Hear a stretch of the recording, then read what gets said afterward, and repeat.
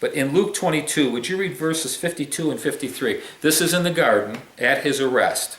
This is Jesus speaking. Then Jesus said to the chief priests, captains of the temples, and elders who had come to him, have you come out as against a robber with swords and clubs?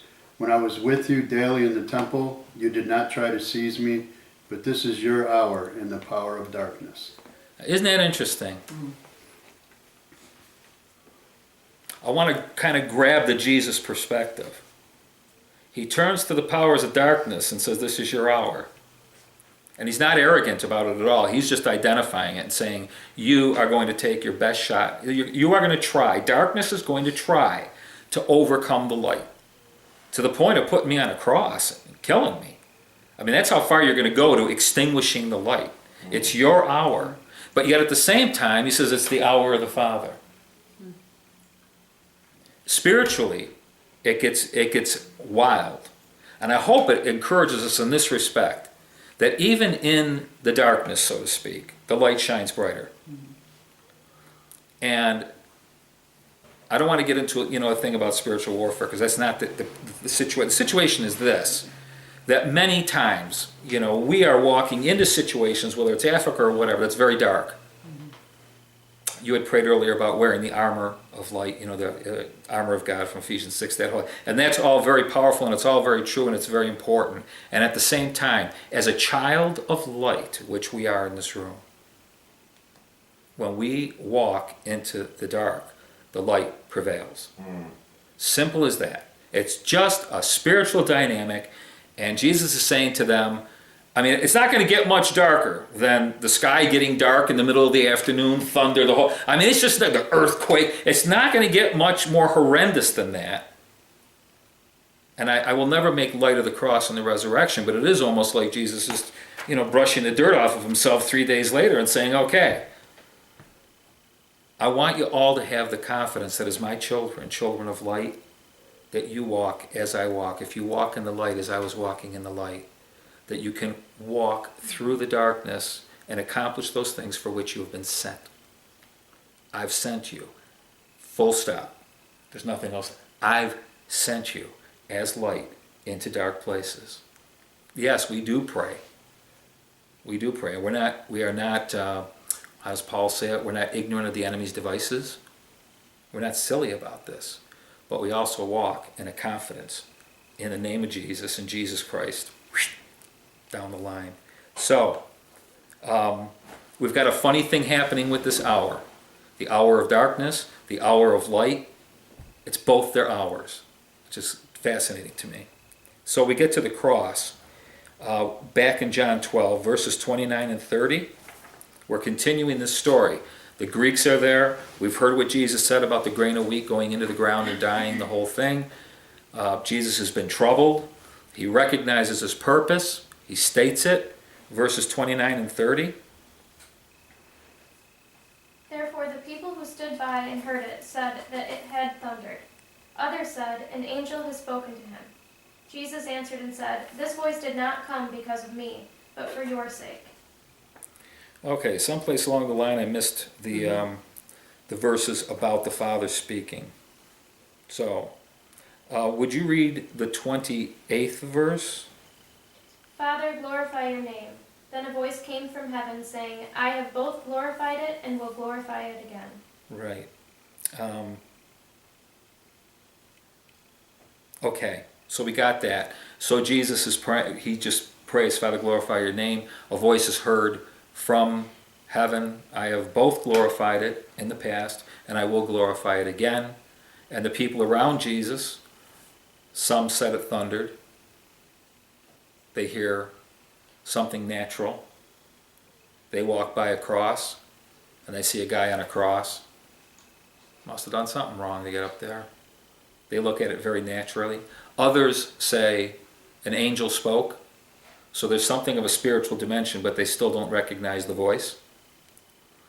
The reason why I'm saying this is the cross is a bit like the voice, and we can talk to a lot of Christians, to be honest with you, as well as people in the world, that will have not necessarily conflicting, but different views about the cross. Some will say this, some will say that. The cross is a bit like that.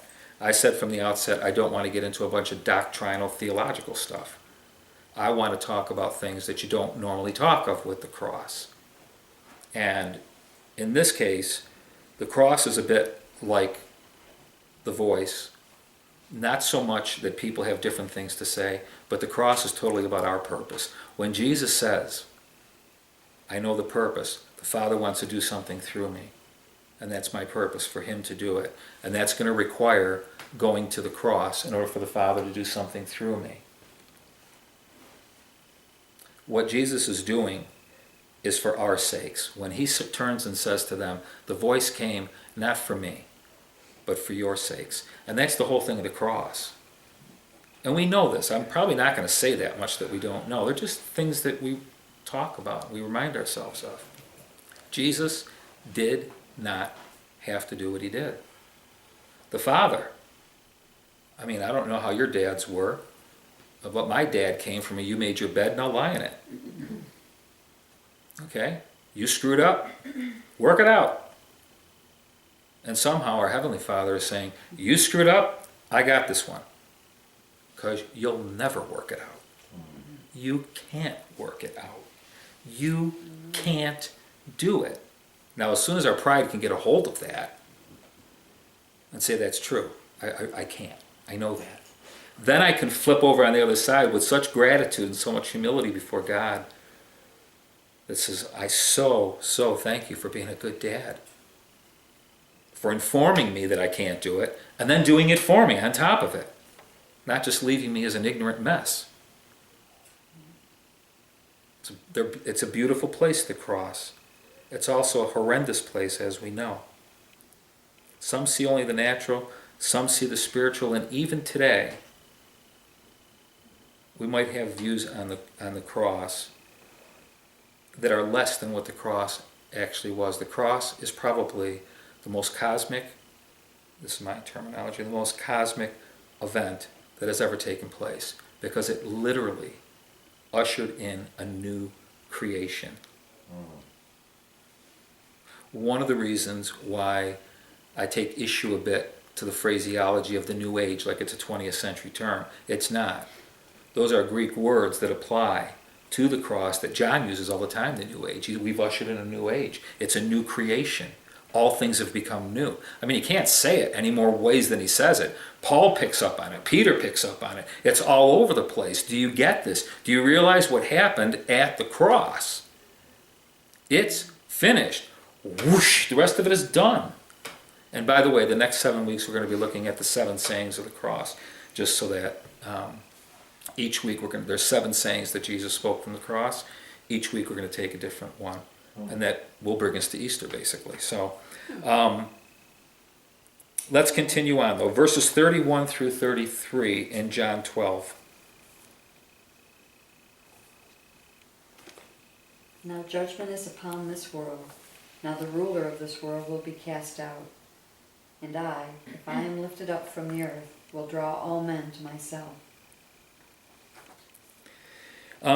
There's a real lot to say about this, and we don't have enough time to say a real lot.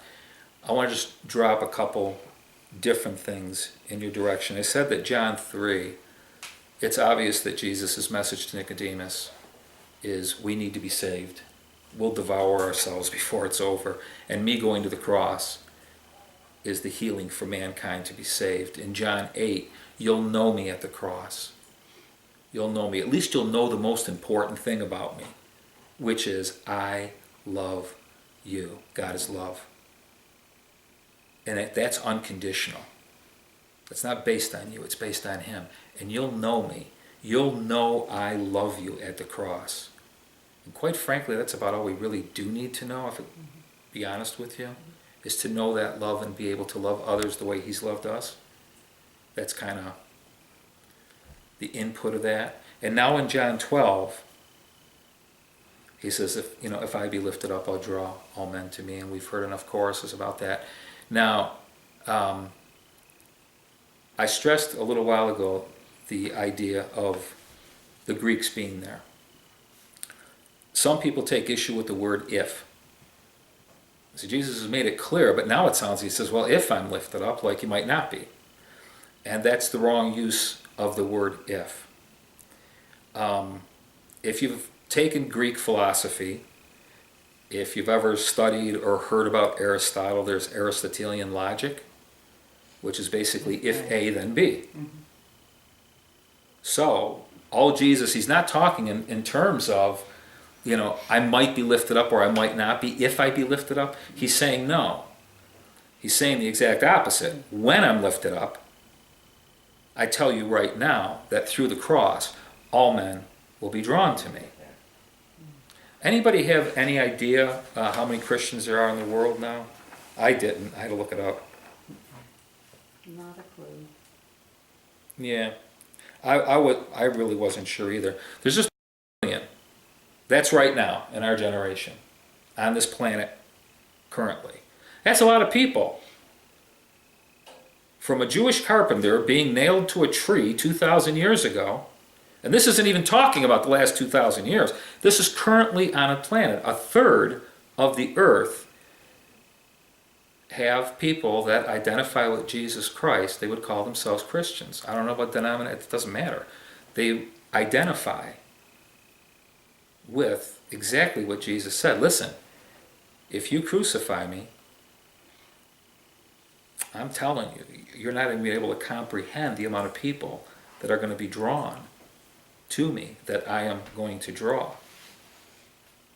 Cross is unbelievable. I mean, can you think of any other event in human history that we know of that has impacted humanity in the way it has? And that's kind of what's behind his statement. Imagine him looking at the Jews and the Greeks, gathered around. You imagine how insane that must sound? How can him going to the cross and being crucified change the entire world for the next 2,000 years? So 2,000 years down the road, you'll have over 2 billion people on the planet saying, I love you, Lord. I mean, it's pretty spot on with what he said. There's also a progression that takes place. I don't know if you noticed, I don't expect you to, but because it's subtle.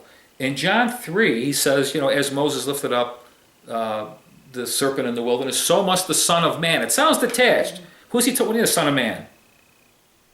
Are you talking about yourself? I mean, what are you talking about? Daniel said, he doesn't refer to himself, I'm going to the cross. He says, the Son of Man will be lifted on the cross.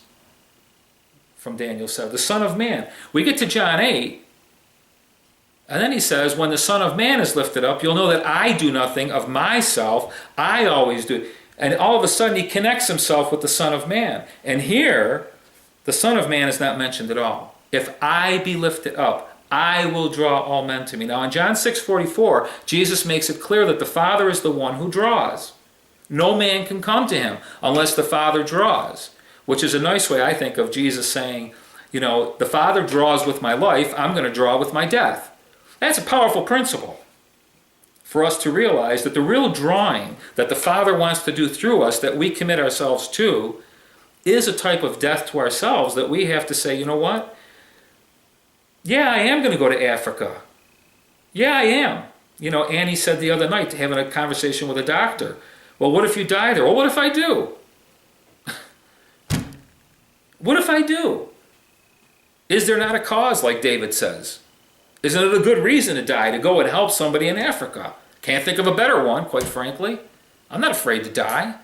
Jesus took that upon himself on the cross. He wiped out the fear of death for those who would believe. I'm not afraid to die. Why would I be afraid to die? Mm-hmm. That doesn't even make any sense. Jesus is saying, this is what's going on with the cross. This is what I've committed to. This is where we're going. This is what we're doing. And the result is going to be absolutely amazing. The amount of people that are going to be drawn.